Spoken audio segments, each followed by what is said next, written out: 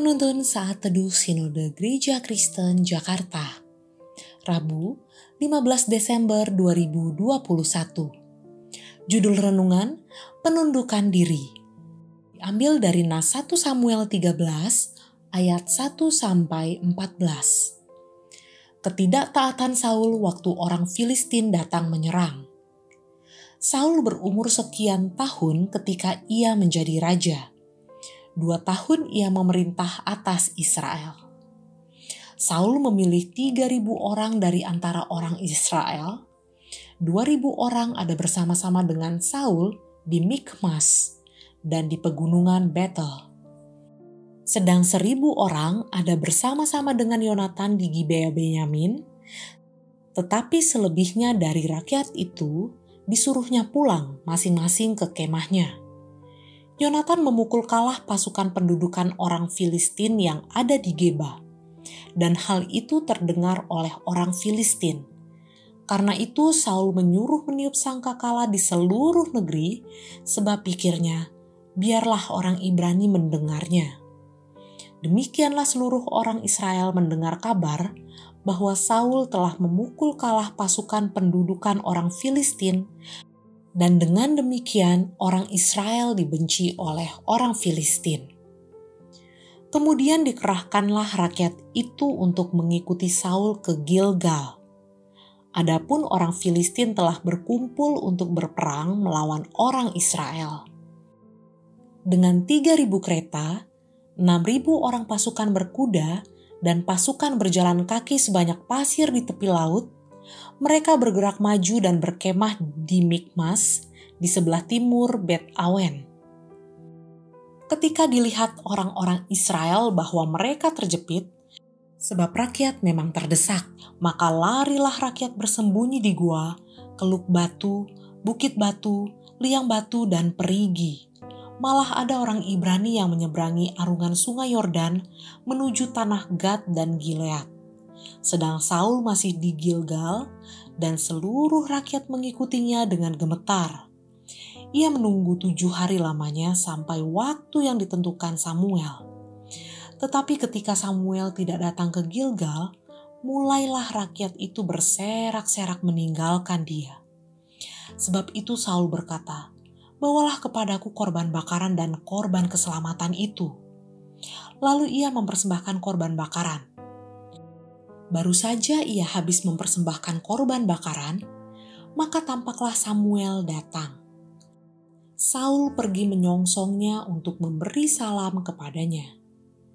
Tetapi kata Samuel, "Apa yang telah kau perbuat?" Jawab Saul, "Karena aku melihat rakyat itu berserak-serak meninggalkan aku, dan engkau tidak datang pada waktu yang telah ditentukan, padahal orang Filistin telah berkumpul di Mikmas. Maka pikirku, sebentar lagi orang Filistin akan menyerang aku di Gilgal, padahal aku belum memohonkan belas kasihan Tuhan. Sebab itu aku memberanikan diri, lalu mempersembahkan korban bakaran." Kata Samuel kepada Saul, "Perbuatanmu itu bodoh. Engkau tidak mengikuti perintah Tuhan Allahmu yang diperintahkannya kepadamu. Sebab sedianya Tuhan mengokohkan kerajaanmu atas orang Israel untuk selama-lamanya. Tetapi sekarang kerajaanmu tidak akan tetap. Tuhan telah memilih seorang yang berkenan di hatinya, dan Tuhan telah menunjuk dia menjadi raja atas umatnya.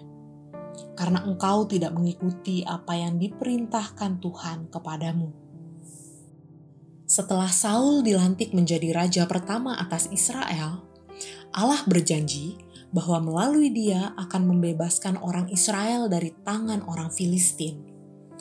Namun karena Saul tidak sabar menantikan waktu dan tanda penyertaan dari Tuhan, dia tidak menunggu Samuel sebagai nabi yang mempersembahkan korban bakaran. Pada ayat 9 dikatakan bahwa akhirnya Saul sendirilah yang mempersembahkan korban kepada Tuhan.